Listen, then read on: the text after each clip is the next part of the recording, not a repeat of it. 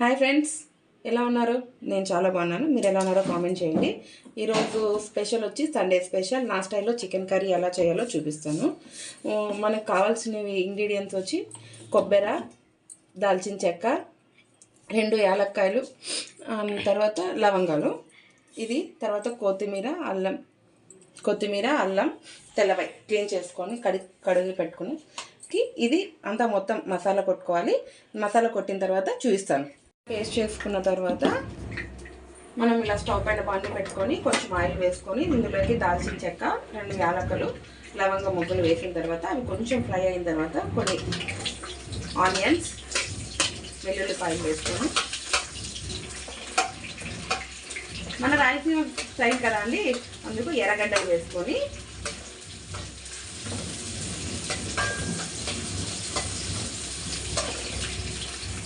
తర్వాత 2 పచ్చిమిరపకాయలు చీల్చి ఇలా వేసుకొని ఇవి బాగా ఎర్రగా అవ్వాలి.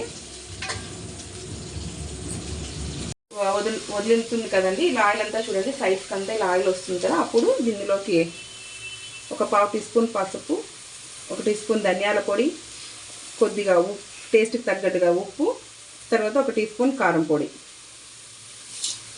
అన్నీ ఇలా వేసుకొని బాగా మిక్స్ చేసుకోవాలి. బాగా కలుపుకున్న తర్వాత ఇలా మీకు గట్టిగా అనిపిస్తే ఇందులో కొద్దిగా వాటర్ యాడ్ చేసుకోండి. జస్ట్ కొద్దిగా అట్లా వాటర్ యాడ్ చేసుకొని బాగా కలుపుకొని ఇందులో నుంచి ఆయిల్ కొంచెం బయటకు వచ్చేలాగా బాగా ఫ్రై చేసుకోండి. వచ్చేదాకా ఆయిల్ సైడ్స్ అంతా ఆయిల్ బయటకు వచ్చేలాగా ఫ్రై చేసుకొని ఈ మసాలాలో నుంచి ఆయిల్ అంతా బాగా ఇలా బయటకు వస్తూ ఉంది కదండి. ఇప్పుడు మనము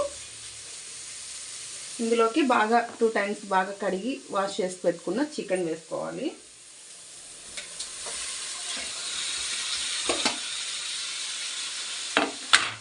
చికెన్ వేసుకొని ఈ మసాలా అంతా చికెన్కి పట్టేలాగా బాగా కలుపుకోవాలి.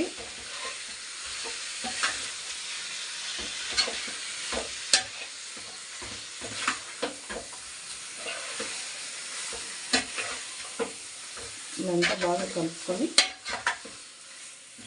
ఇందులోకి ఏమి వాటర్ వేయకోకుండా ఒక 2 మినిట్స్ మూత పెట్టేసి అలానే వదిలేసేయండి. ఎందుకంటే చికెన్లో ఉన్న వాటర్ అంతా బాగా ఉడుకుతుంది అనమాట. అంతవరకు నేను ఒక 5 చూసాను కదా, ఇలా ఆయిల్ ఇట్లా వాటర్ అంతా వస్తుంది కదా చికెన్లో నుంచి. ఇది ఇలా వస్తున్నప్పుడు బాగా అంతా బాగా కలుపుకొని అంతా బాగా మిక్స్ చేసుకోండి.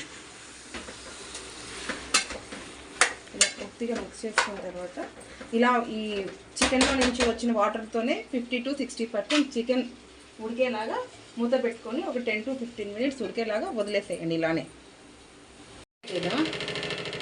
ఇప్పుడు మీ గ్రేవీకి తగ్గట్టుగా మీరు వాటర్ యాడ్ చేసుకోండి. వాటర్ యాడ్ చేసుకున్న తర్వాత కొద్దిగా కొత్తిమీర కట్ చేసుకొని